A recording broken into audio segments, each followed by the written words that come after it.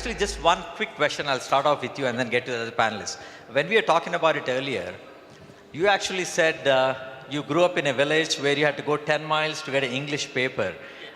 Because, you know, the audience here is obviously this all in the districts, in the communities. Can you just share a few comments on that? Because I think if you have come from a small village like that with such limited access, and today having successfully launched the first, you know, phase of the largest public-private mass transportation project, I'm sure each one of you in the districts, in the villages can be like a Mr. NVS Reddy or higher, right? Yeah. Go ahead, just a few thoughts on that. Yeah. Well, we were just asking somebody, so some girl students were there, what do you want to become? Some girl said, I want to become collector. Okay. Coming from villages, most of us have this ambition to become collector. I also had that ambition that I should become collector. We didn't even know these days, you know, what's a civil service exam, etc., etc. So I was born in a village where English newspaper wasn't available. For reading Hindu, I had to cycle 10 kilometers. Okay. So again, those days, you know, see, people, maximum aspiration used to be either to become a clerk in government office, a doctor, or an engineer. Okay. When I wanted to become a civil service officer, people laughed at me. Okay. Anyway, so again, born in a village where English medium is not available, English language is not available. If I could make it to civil service, any of these boys and girls of the villages can make it. That's it. All right, thank you. Yeah. So, Desh,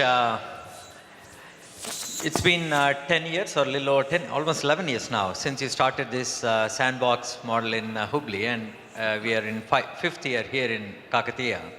And pretty much from the inception, there was a fair amount of collaboration that was required for it to, you know, have the success it meant.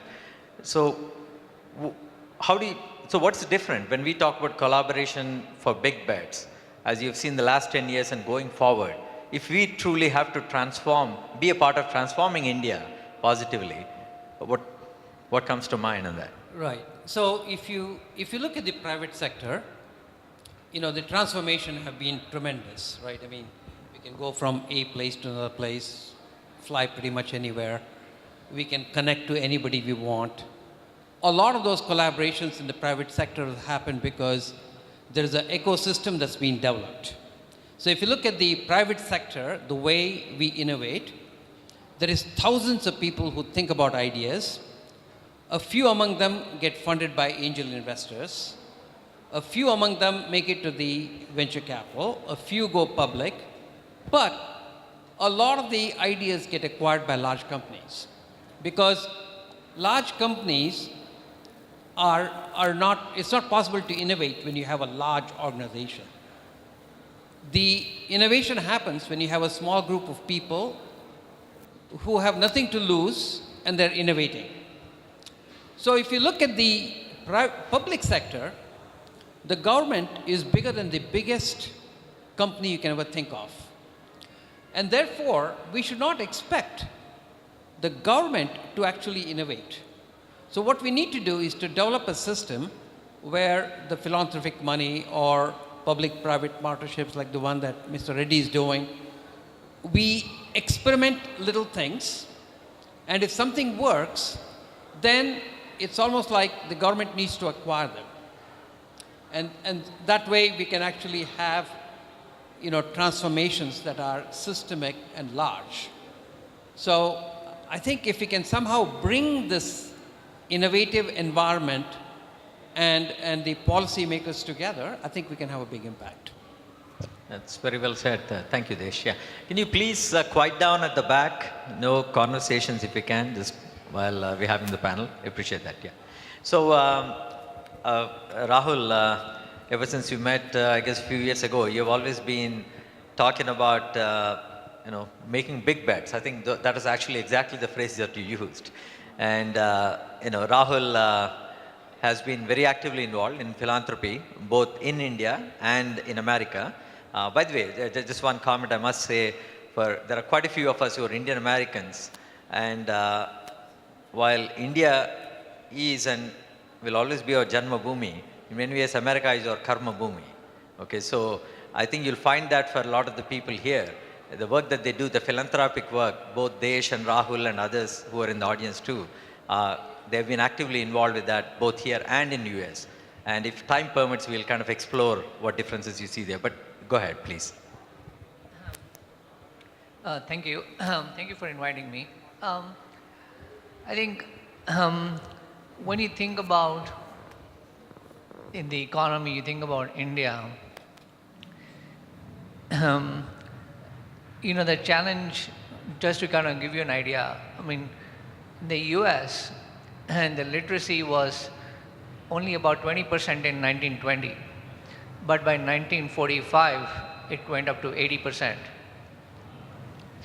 So that is how fast the literacy rate changed in the US. I think in India, everybody is making all kinds of, we are all making different bets. There is lots of emphasis going on the primary sector.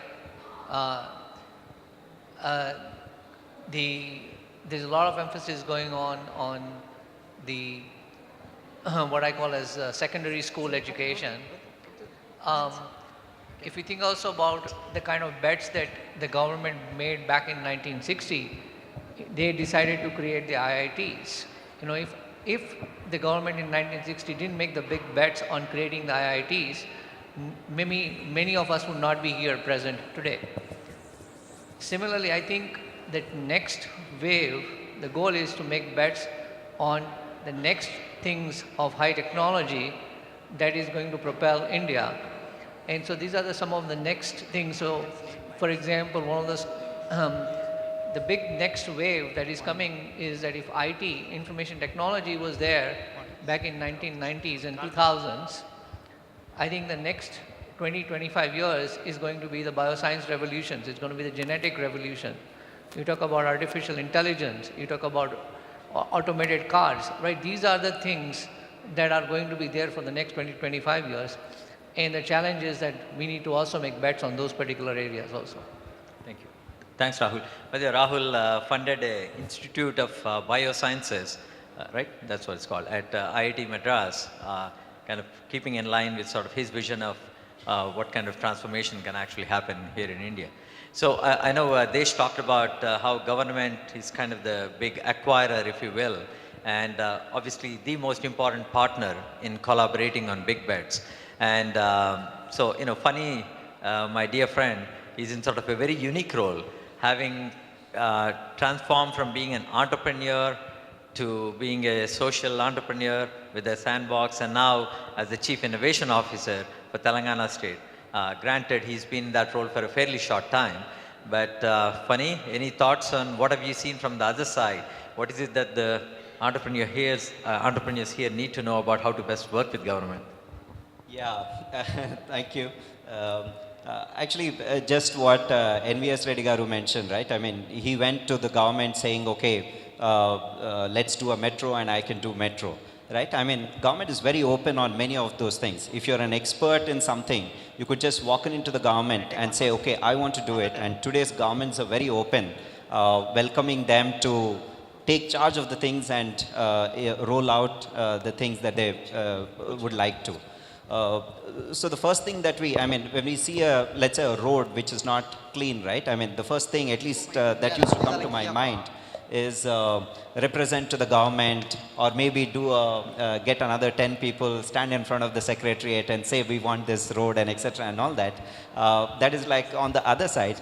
But now with the new role, I discover that you could actually go into the government and say, okay, I want to solve that problem. I know how to solve it.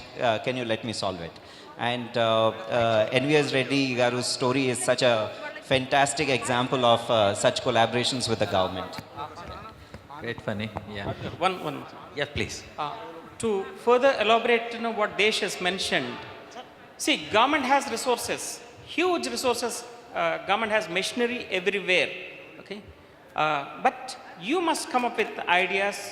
You entrepreneurs actually shall come up with schemes and then make use of the government resources. Akshay Patra is a great example. I think they are there actually. See, the way they are doing in Hyderabad and many other cities, see, The reach has become phenomenal. That's basically because of the collaboration. That's what I wanted to add. That's great. Yeah. So funny, as a chief innovation officer, try not to innovate, but form a mergers and acquisitions group and look for all these people in the room coming up with new innovations, and then you acquire them. So. Yes, yes, I'm very much the same thought. Last, I think, 5 years, our association has really mentored me towards that. I'm very much in line on those things. Yeah. So next development dialogue we have, it'll be nice for you to come and pose all the problems that you're trying to solve, not the solutions, but the problems. So that people in the audience can say, these are the problems that are really important for the government, and let's see if we can solve them. And if they do solve them, you make a commitment to acquire them. Sure. Yeah, it's a good idea. Thank you. All right, I see collaboration happening right on the stage, so that's great. By the way, guys, you probably already know this, but Desh really he's really a pride of India, and so is Rahul. I mean, these are among the best entrepreneur turned philanthropists. I'm not, just being generous from the comments. Honestly, if you look across America, there really are no better examples. There are a couple others kind of in the same league, my friends B.V. Jagdish, Anil Godwani, who are also here. But I just want you guys to know, especially the folks from Nizamabad, this is an opportunity to interact with some of the best. So I know I'm being told to sort of speed up things. So why don't I just open it up for questions in the audience, and then maybe we'll come back and do some closing comments. Is that okay? Yeah, go ahead. Does somebody have a question? Or? Oh, Lakshmi. So far we've been talking about successes and etc. I'd like especially, both, and we've talked, Reddy is about the journey, etc. For Desh and Rahul, it'll be good to understand for the young people, was there a time when you felt lost? Was there ever a time when you didn't know what was going on, and what is it that moved you forward? Because today it seems like you got it, you know it all, and none of us can imagine you going through a tough time. So it'll be good for the young people to hear, was there a time when you didn't know what you were doing, and what, is it a quote, is it a person, what is it that moved you forward? Well, I think I feel very blessed with two qualities. One is being naive, and the other one is being optimistic. So a lot of things don't go right for me. The first company I did, I and Jayashree, we saved enough money for a year. We raised money, but then I had to quit the company. And so there were two young people with two little kids in US, maybe 2 months of mortgage left. So it was a difficult situation. But somehow the naivete and the optimism always sort of made you feel like it's okay. And also, I think I and Jayashree always felt that we're blessed that we went to IIT and all that stuff. So somehow we always felt that we will never be deprived of some food and shelter. And once you have those two, what else is there, right? Might as well have fun in life. So that attitude, I think, never got to sort of a breaking point. I mean, there's a lot of difficult situations, and those intensities of, the negative feelings have, of course, with the course of time, have diminished, and now they don't even hurt that much. But never got to like a breaking point. And so I think somehow, whether it's irrational or rational, a feeling that tomorrow is going to be better than today always helps me out. Yeah, that's a great answer. Rahul, any comments on that?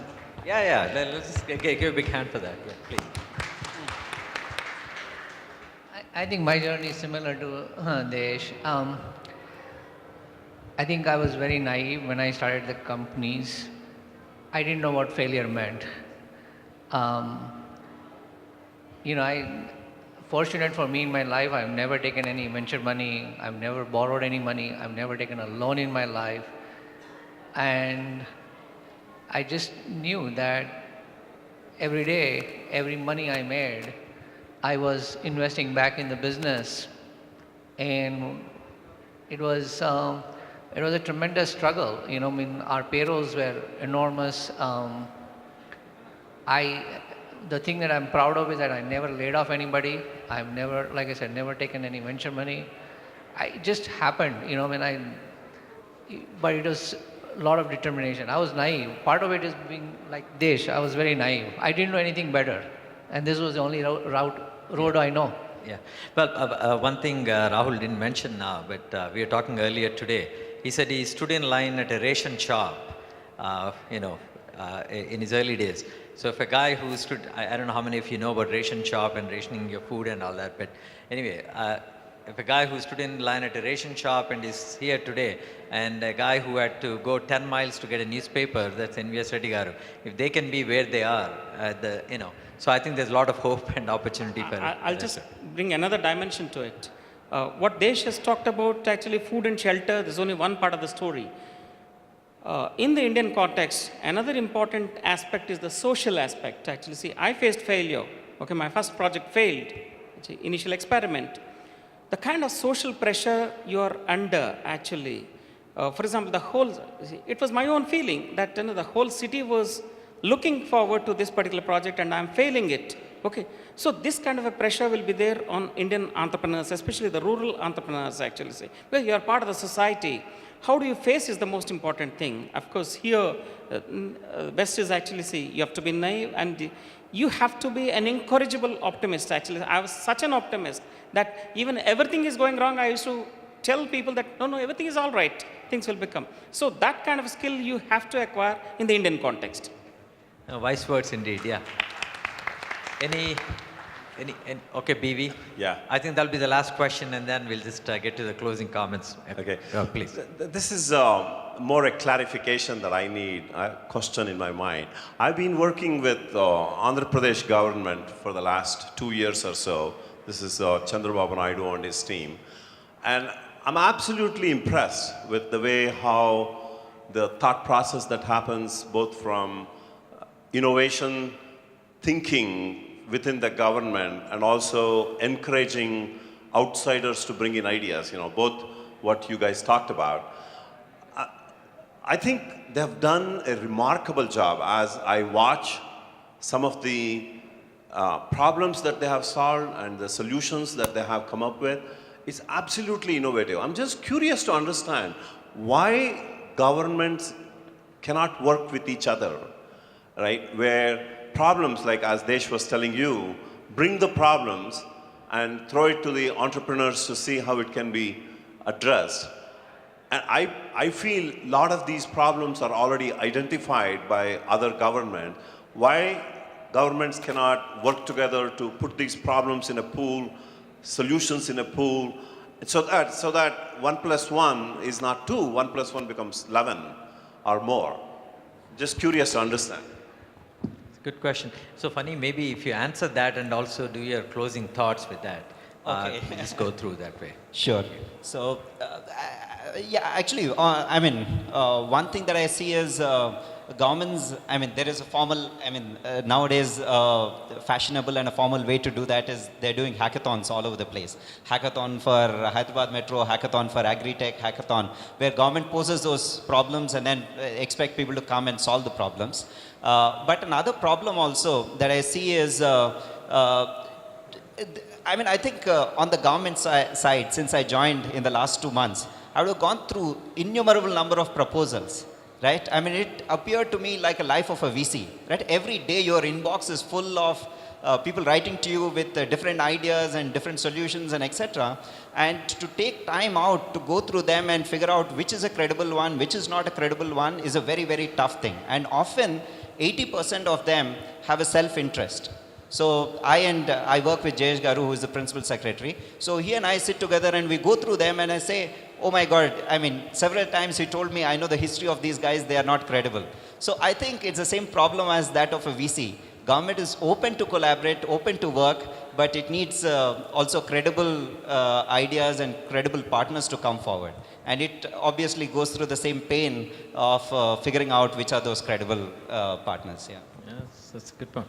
So, NVS Reddy garu, any comment on that, and then we'll do the closing. Okay. Yes, So, answered. Desh, Well, comment what on can I say? I think every individual, every organization is optimally suited to solve certain problems, right? Not everybody, like somebody who lives on $2 a day is suited to solve certain problems better than anybody else in the world that relate to those problems.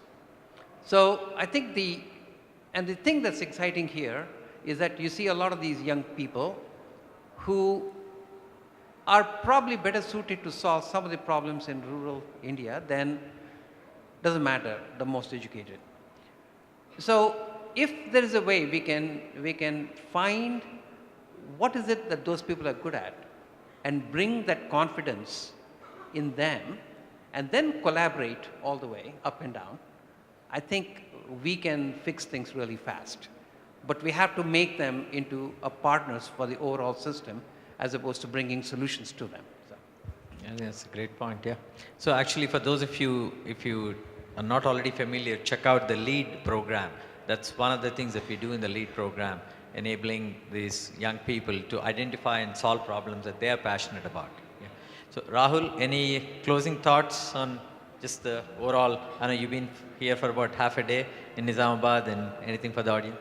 I think it's very optimistic to see all the young children. I think the LEAD program is a fantastic program to bring a certain segment of the population that would have never, instead of that would have been unproductive, to make them a very productive force in the society, I think is unbelievable. I think the Sandbox is a fantastic concept to take a certain segment. I think now the challenge is how do we take those people who already have become productive to use and give them more entrepreneur skills to become them, make it even further go, make them go further and give them the support system so that they can think beyond and have a bigger ambition than they ever thought they could have.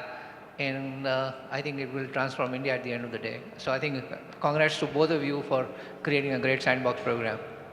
Well, thank you. NVS Reddy garu? Yeah. On behalf of Government of Telangana, I can give you one assurance. Fortunately, we have a very open-minded Chief Minister, and more than him, our Minister, Mr. K.T. Ram Rao. He's open for any ideas. Of course, I'll definitely, any of you or all of you are welcome actually to come up with ideas. We are available from the government side actually to collaborate with you and to make your ideas, to see that actually your ideas fructify, number one. Number two, now I'm just getting an idea as we started T-Hub, which is an innovation hub actually. See, it's doing very well, extremely well. Already about 200 products have already come out of that T-Hub. I think for rural also we require another maybe T-Rural Hub or something actually. See, I will definitely mention it to KTR. Please come up and think about it actually, see, for the rural areas, not only Telangana, see, anywhere in the country. Why can't we have another rural T-Hub kind of a thing, actually for innovation in rural areas, be it agriculture, be it vocational, any of these professions. Thank you. Wow, that's fantastic, Reddy garu. In fact, that has been an idea that's been in conversation for some time. I know there'll be music to Naveen Jas here. So Naveen is the CEO of the foundation. So, with that, once again, ladies and gentlemen, let's just give them a big hand and thank you again for, such a wonderful, conversation.